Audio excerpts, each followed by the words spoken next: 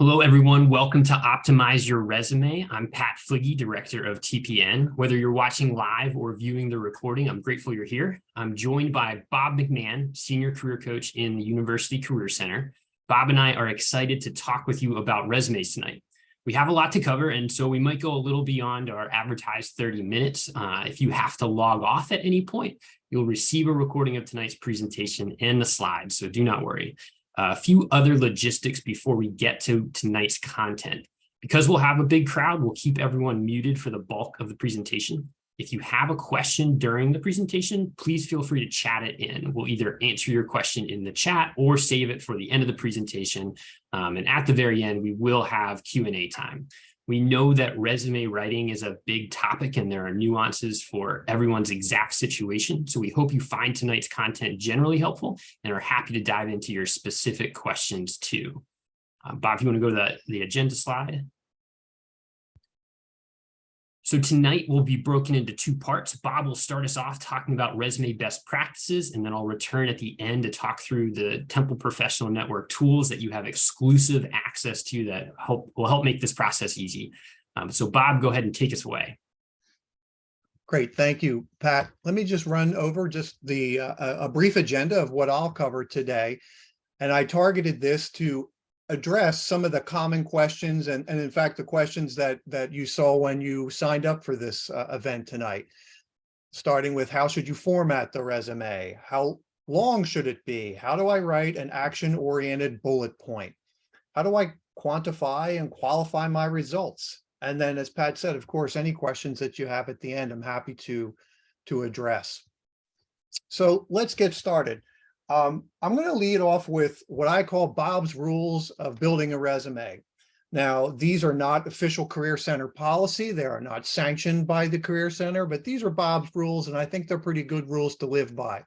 Every resume, no matter who you are, what you are going after, what stage of your career you're in, needs to have four things. Grammar, punctuation, and spelling have to be on lock every time. That's just it. So those are the easy ones. The fourth one is that the layout isn't annoying. I hear a lot of conversations when I have appointments with students and alumni at the Career Center, you know, what is the best layout? What format should I use? And frankly, the answer is the one that isn't annoying. Now, the question becomes annoying to who? It may be annoying to me if I'm looking at it, annoying to that recruiter you might be showing it to. It's hard to know who that, what that looks like, though. I can tell you, you'll know it when you see it. For example, all the text is crammed in, fills the entire page. There's no white space. That's just annoying. You know this when you see it. After that, there is really a lot of room for flexibility and having your own personal style or stamp on the resume. I want to start as we think about building a resume back just a little bit, and I'm going to refer to these NACE core competencies. NACE is the National Association of Colleges and Employers. It's what career centers belong to, many employers belong to. It's a national organization. They've recently done a survey of employers asking the question, what are the competencies that you look for in employees? And they list these 8. These are the top 8. The survey was well over 2,000 people. I forget the exact number, 2,000 different companies, I should say. So if you think about what should I be showing on my resume, you should be showing things that demonstrate these competencies. Now, I don't want to go deep dive into each and every one of them because I think the titles themselves are fairly self-evident, right? Career and self-development, communication, critical thinking, equity, inclusion, leadership, professionalism, teamwork, technology. You'll see at the bottom, I do have a link to the bigger document. So if you want to dive deeper into that and what those mean and what they look like, you'll be able to find that there. But keep these in the back of your mind is what we are always teaching at the Career Center when we encounter students starting off, especially. How do I describe? What should I describe? Well, if you can show something where you exercise some communication skills, that would be a great starting point. If you have something in your background, your experience where you were leading something, demonstrating some leadership, that's a way to showcase, that's something to showcase on your resume. Now, if we think about just building from scratch, which is often a thing that happens, what are some of the core sections? This is a common question that we run into. The header, your contact information. And oddly enough, people sometimes forget to put that on their resume. You might laugh, but I've actually seen this. So your name, the city and state, phone number, emails, that type of thing. Your educational experience, any work, internship experience, volunteering experience, on-campus involvement. All of those things, the work, volunteer, on campus, all of those really count as experience. So it comes in many different forms. So don't discount something that maybe was an unpaid volunteer experience because you say, well, I wasn't paid for it there. It's not really valuable. It can actually be. It's a valid thing to have on a resume. And then hard skills. Now we use that term hard skills deliberately because that's different than soft skills, which are, communication, teamwork, flexibility, time management. Those are softer skills, customer service. This is not the space for those. Those come out in the body of the resume. As you describe your experiences, is how you bring those soft skills in. Hard skills fall into a couple of buckets. Languages you know how to speak, software you know how to use. Sometimes for some people, it can also include things like certifications and things. For example, first aid, CPR. There's all kinds of certifications in all the different disciplines and fields of work out there. Specialized equipment that you may know how to use.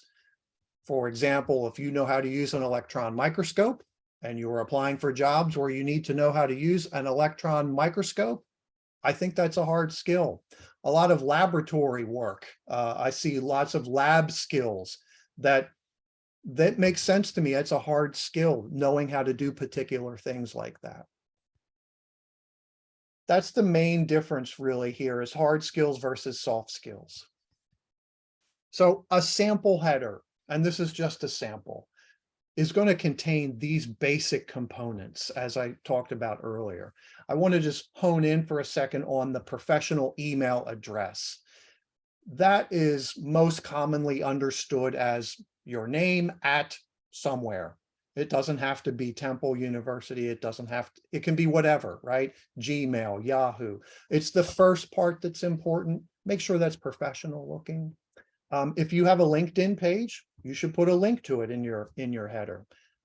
For some fields, other social network sites make a lot of sense to put on there. So for example, if you are in a creative field and you have a lot of great, images of your work on Instagram, it might make sense to have your Instagram page listed there.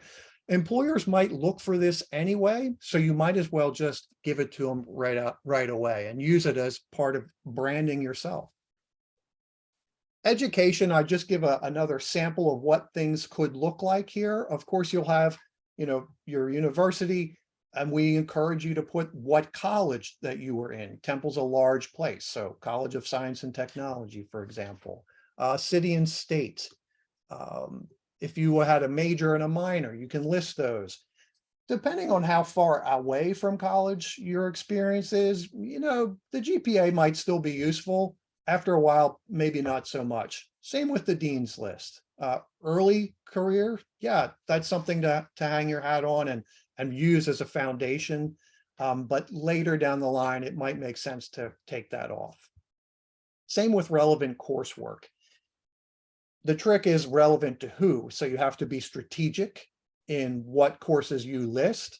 But if you want to showcase, hey, I know something about this or that, and you took a course in it, you could do that.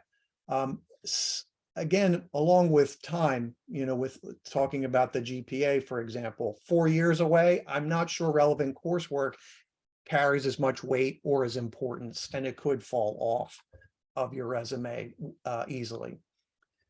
A couple minor things. High school experience should not appear on your resume, not only the education, but the anything you did during high school. We see that from time to time. Community college, if you actually earned the associate degree from a community college, absolutely put it on there. If it was a transfer situation, then no, we tend to tell folks just the places where you earned a degree.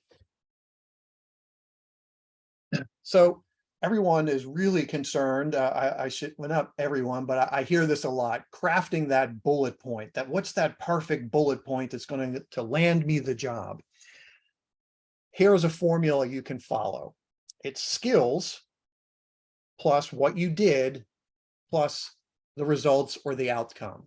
Now, I will say sometimes it's hard to name an outcome for every single thing you might list on under an experience. So I don't want you to say, well, I have to do this every single time. That's not the case. When you can, though, do that.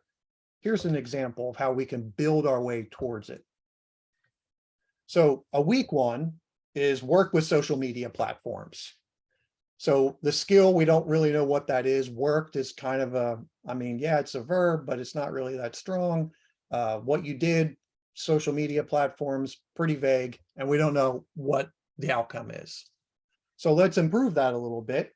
And now we're getting a little better, created specific social media platforms to increase participation. All right, we're getting there. But the best one is, see the ending of it, increasing the engagement by a particular percentage with no budget, which is a fun thing to do, I'm sure. So hopefully you can see that progression of how one gets a little stronger, gets to really the strong bullet point.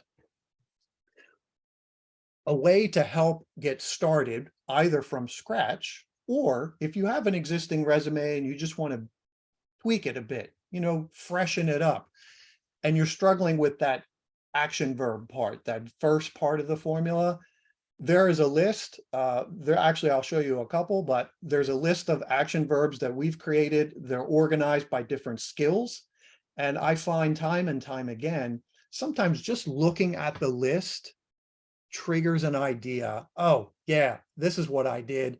I administered these tests to 50 people, you know, successfully.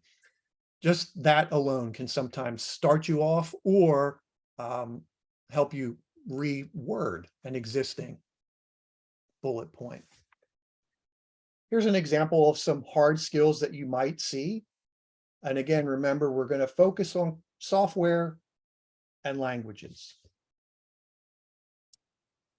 Now I have a few resume do's. And the first one is revise, revise, revise, then stop. Now that sounds kind of funny when you come to a resume webinar like this. I'm going to tell you now, just stop with it. But the fact is, you could revise your resume forever and then not actually do anything that gets you towards a job. So you want to get it to a good point. So if you are starting from scratch, yeah, you're going to have to do several revisions to get to a point where it's fine. Don't shoot for perfection. Grammar, punctuation, spelling, it's not annoying. Some solid bullet points.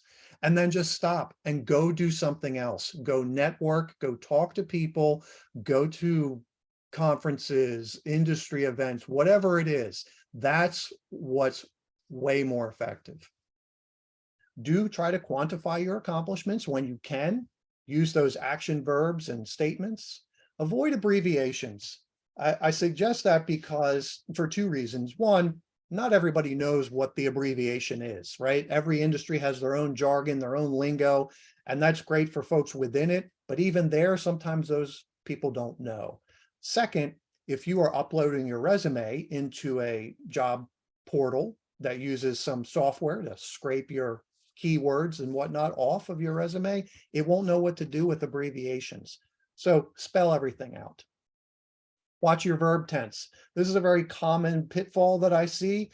You complete an experience and you don't change those verbs to the past tense, or the thing you're doing currently, you've written in the past tense, or it's a mixture back and forth. So just watch that it's correct. proofread, proofread, proofread. Now, I would suggest and recommend you proofread in a couple of different ways. One, maybe from the bottom to the top, right? Backwards. Also, get somebody else to look at it. Your own brain is going to fill in the gaps sometimes. It'll overlook the mistakes.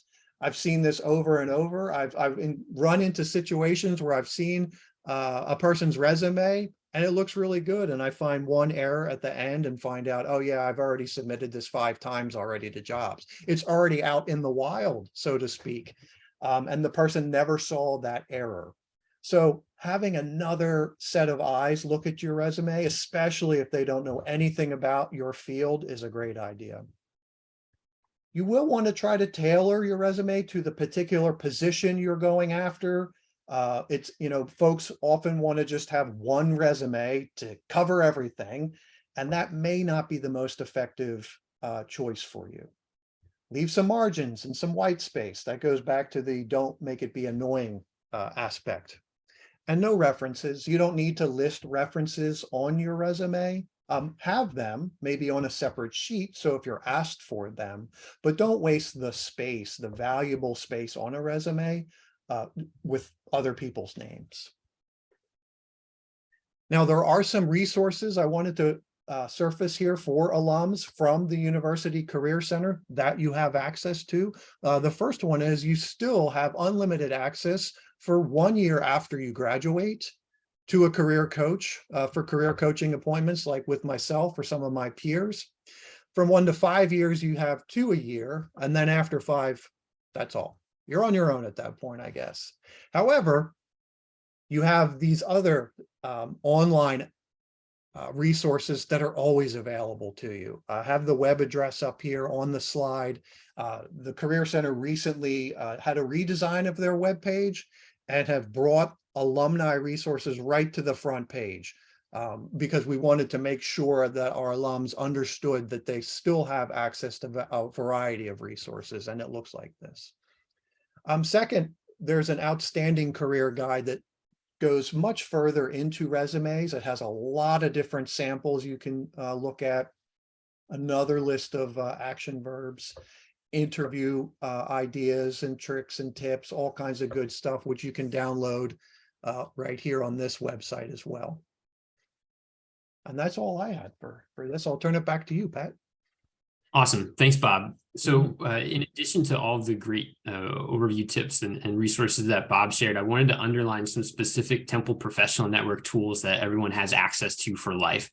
So these things do not expire. You do need to log into these systems that I'll mention using your Temple email. So if that's not an email you use any longer, that's okay. We can reactivate it. It's super easy. Just reach out to me after the webinar. There's also links on the TPN site that will be linked in the slides and in the follow-up. So it's very easy to reactivate those credentials if you don't think that you have them anymore, or if you just have forgotten what that password was. So I want to talk about a few different tools, and then I'll demo one, at least one specifically.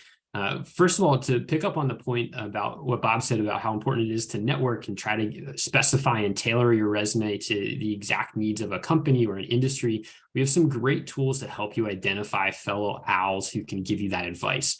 One of which is Owl Network. That's a Temple exclusive networking platform. It's like a LinkedIn just for Temple. You can use that to find alumni who are sort of the most interested in helping you out with these questions. There's even a search filter on there to find people who have specifically raised their hand to help with resume questions. So you can check out Owl Network after the presentation tonight. Another really helpful platform is CareerShift. This does a lot for you. It not only aggregates together job postings from across the internet, it also allows you to find the email address of different, based on different company information. So if you're applying to a specific company and you want to get advice of, hey, how do resumes typically like to be looked at Comcast, at Vanguard, at Google, you could go and check to see if there are Temple alums at those organizations and reach out to them directly. CareerShift also helps you stay organized. It can sort of help you organize your resumes and applications for each job application. That way you're not sort of getting lost in lots of documents in different folders. But the one that I think is most helpful that I actually want to dive into tonight is Jobscan. So Bob, if you don't mind, yeah, let's just switch screens here. Thank you. bring up mine. All right, can I get a thumbs up from someone that they can see my screen now? Perfect, thanks, Katie. So this is the TPN homepage. You get a link to this afterwards, like I mentioned. All these tools that I'm talking about tonight are found on the Explore page, this box on the right-hand side, and then in this online career resources box. And what we're going to look at is Jobscan. So a couple things I want to underline as we dive into Jobscan that sort of reinforce what Bob had mentioned earlier. This is a tool that really helps you tailor your resume for each specific job application, because I know that can be tough, and I know it can be daunting to hear, oh, I really do need a different resume for each application. It's likely true, unless the jobs you're applying for are really similar. There's probably little differences that can really help you stand out. Something that I like to keep in mind is that a resume is a marketing document, not a history paper. You don't necessarily have to convey your entire background for every job. You want to show what's the most relevant. And in those cases, the job description itself is kind of like your rubric. That's going to be your cheat code to figure out, how do I give this employer exactly what they're looking for? And again, I know that's easy to say and hard to do. I talk about resumes all the time, and I struggle to do it for myself when I've applied for jobs in the past. So this Jobscan system that I have open on the screen is going to help you do that very easily. With resumes, it also helps with LinkedIn and cover letter reviews too. But basically, once you log into the site, and again, using your Temple email, you'll get access to all the premium features. You scroll down here where it says create new scan, and you'll copy and paste in your resume or your job description. This can also help you figure out if your formatting is getting in the way of a job application system looking at your data. Kind of goes back to what Bob mentioned before. Sometimes the system won't pick up abbreviations, or if you're using like a table or different graphics on your resume, sometimes that doesn't always copy into the job application portal that a company uses. So Jobscan right away will show you that, because you're basically going to copy and paste from your resume into this block on the left-hand side, and then copy and paste the job description here on the right-hand side. Jobscan lets us do a sample. So I'm going to click sample scans, which is going to sort of pull something off the internet and put in here. This gives you really detailed information. And I want to mention specifically at the start, this match rate in the upper left-hand corner. This is kind of your score of how strong your resume is aligned to this position. And for any recovering straight A students watching tonight, you don't need 100, okay? Anything in the 70s is strong. This is showing you a green bar. That's great, okay? So you can readjust those boundaries when you're thinking about where the score lands. But then as you scroll through this page, it's going to give you really detailed information to make sure that your resume is matching what it needs to stand out in an applicant pool. It gives you searchability, making sure that a system can find the key points of information. You'll notice it's giving me green check marks where it's worked and red where it hasn't, and some context on how to fix that. It then gets into those hard skills that Bob was mentioning before, right? These are things that are sort of technical, or that the system's picking up and seeing these keywords repeated. And it's going to show you how many times is it on the resume and how many times is it on the job description. There are applicant tracking systems that not only can tell does the keyword appear on your resume, but it also can give a density measure or sort of a frequency. How often is it occurring? Now, I'm not advocating for typing in white font in the white spaces a keyword a million times, because a human will always look at your resume, even if a robot looked at it first. So I wouldn't try any of those tricks that you might see out there, but it will give you a sense of, am I matching the information that I need to put on there based on the job description? It does that for hard skills. It does that for soft skills and other keywords. Again, sometimes the system doesn't perfectly interpret those categories, but I think in a general sense, it's going to help you figure out, are there keywords in the job description that my resume lacks, and how can I make sure that that information is on there? So it gives you really good feedback right away. Some tips at the bottom. It gives you some formatting suggestions as well. So what's really nice is you can make these fixes, make these adjustments, copy and paste the resume back in, see how much your score has improved. I think this can another way this can be particularly helpful is if you're thinking about transitioning industries. So maybe you're a teacher, you want to get into finance, or vice versa, right? And you're just not sure how will my resume play, or what are these keywords? How do I figure out how to transition these things over? Drop a resume in here with any job that you find, even if it's not necessarily a perfect one. It can give you early signals of, do I have the right skill sets? Can I try to use transferable skills or adjust the language where it's fair to, or figure out where's a true gap that maybe I need to go find a way to acquire that experience, either through a credential or a volunteer experience. like Bob mentioned before. So this is just, again, a quick view of Jobscan, super helpful on the resume front. Also, cover letters in LinkedIn. It has some great other resources in here as well that are pretty easy to navigate through.